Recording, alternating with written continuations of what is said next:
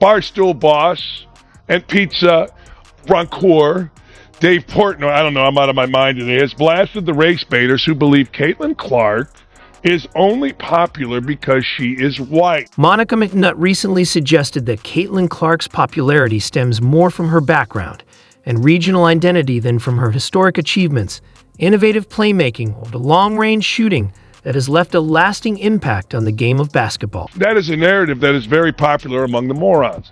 Major moron, Monica McNutt, how she has a job, I absolutely know, at ESPN, said, well, you know, she's in the Midwest, she's popular, and let's face it, she's a white girl. Really? Okay, let's examine. But Dave Portnoy isn't staying silent. He's backing his response with hard viewership data that completely challenges Monica McNutt's claims. And once the real numbers come into play, her argument starts to crumble. If you support Caitlin Clark and believe in giving credit where it's due, drop a comment with your city, state, or country. Let's set the record straight. Ready? Let's dive. Caitlin Clark is a superstar. Not a female superstar. She is a superstar. We were coming to see Caitlin Clark. She moves the needle. The WNBA has been looking for someone who moves the needle. Let's talk about the bold statement that ESPN analyst Monica McNutt just made. And it's got basketball fans everywhere fired up. During an interview with BBC special correspondent Caddy K, McNutt made a comment about Caitlin Clark that immediately sent shockwaves through social media. Here's what she said. Why her? Same thing. Why her? Well, I was just about to say same thing for Angel Reese when I had a chance to cover their games. But I think Caitlin represented, and again, some of this to me probably is not fair to her because it was not anything that she said or was truly based on her personality, but she was a white girl from the middle of America. McNutt implied that Caitlin Clark's widespread popularity is largely due to her being from the Midwest and her background, rather than her exceptional talent and relentless work ethic. For many fans who followed Clark's journey, this perspective feels not only unfair, but dismissive of everything she's earned on the court. And so she represented a whole lot to a lot of people, whether that is truly what she prescribed to or not. We can all say she is a dynamic basketball player and a force both on the court and the marketing sense. But I do think, same thing with folks that may have fallen in love with Angel Reese that may or may not have agreed with everything they had to say either. We attach our fandom to these icons for all types of reasons. The truth is, Caitlin Clark put up outstanding numbers in her rookie season, averaging 19.2 points, 5.7 rebounds, and 8.4 assists per game. That's not just impressive, it's elite. Her court vision, deep shooting range, and game-changing passing have redefined the way women's basketball is played. And here's the proof. The Indiana Fever are set to appear in 41 nationally televised games next season. Networks don't schedule that kind of coverage based on a player's background. They do it because she brings the audience. Caitlin Clark, the people's champion! That's a deep one. Just announced that Caitlin Clark and the Fever will be playing 41 of 44 games this year on national TV. Coming to watch the other girl, right?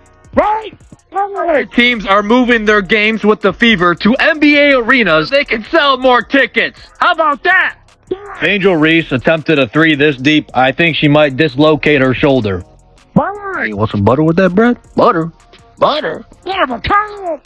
Monica McNutt's remarks overlook the very moments that turned Caitlin Clark into a household name. The deep logo three-pointers that leave defenders stunned, the no-look passes that seem to defy physics, and the clutch plays under pressure that showcase her poise and skill. These highlights aren't about where she's from. They're about what she can do on the court. I believe there was actually a debate on who was Rookie of the Year last year. Imagine being that delusional. People need to understand she saved this league. There's no TV deals, no ad sponsorships, heck, no shoe deals for you, Angel Reese. No McDonald's money. The league losing millions of dollars each year. She saved them from bankruptcy. Time to be grateful. 93% of her games on national TV. Like that. Fans on social media were quick to push back against McNutt's comments, calling out how they seemed to diminish Caitlin Clark's accomplishments. One user perfectly summed it up. If simply being white and from the Midwest were all it took to become a basketball superstar, there'd be dozens of Caitlin Clarks. But there aren't, because what truly sets her apart is her rare, once-in-a-generation talent. Sabrina, Brianna, Chelsea, I mean, Diana Taurasi. You have these white players in the league that never galvanize the people like that. Alright? Now, granted, you can have some people come back and say, well, the media and the coverage wasn't as good as it is now. NILs, things like that weren't popping off. That has nothing to do with it. That has nothing to do with it, man. If they were that captivating, they would have got them. To suggest that Caitlin Clark's unprecedented influence on viewership is mainly tied to her racial background, rather than her exceptional skills, isn't just inaccurate, it does a disservice to the sport itself. It overlooks the inspiration she provides to countless young athletes of all backgrounds who admire her for her game, her grit, and her greatness. But honestly, the main reason is because of her talent. It's not because of her race. Her race has nothing to do with it.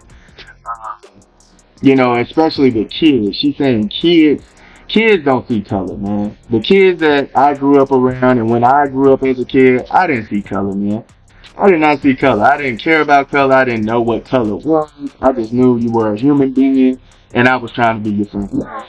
It's kind of a crazy, nonsensical take to say that kids were looking up to her because she was white. What many people may not realize is that Monica McNutt's recent remarks about Caitlin Clark aren't just an isolated hot take. They seem to be part of a broader pattern of consistently downplaying her impact. The evidence goes back to September 2024, when McNutt claimed that Clark deserved only 60% of the credit for the Indiana Fever's playoff appearance. Let that sink in.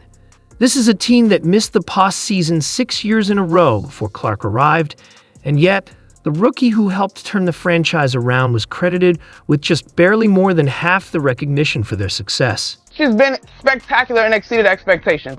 The pick and roll between Caitlin and Aaliyah has been fantastic. Kelsey Mitchell is having a career year, and all of those role players get a slice. I don't know quite how. Well, that's a lot of pieces pie. I get you. But there's got to be one big slice, and that's Clark. What percentage are we talking about for Caitlin Clark? 80%, 90%, 95%? I mean, listening to her all season long, I've called a couple of their games. She's team first. Statistically, you're probably looking at least 60%. You would have this guy in the playoffs right now, which means that Angel Reese, in theory, has impacted winning in a greater way. But I think the double-double streak that she's on, the 8 consecutive double-doubles, for Caitlin, she's leading rookies in points, minutes, and assists. There was terrific stats put out over the weekend by our colleague Michael Vopel about the percentage, about her being the player that has seen the most blitzes in the league. And so she's navigating a different level of defensive intensity, and rightfully so, because she's playing a point guard role for this Fever squad. So I think today, looking at the standings, you probably tend to lean Angel.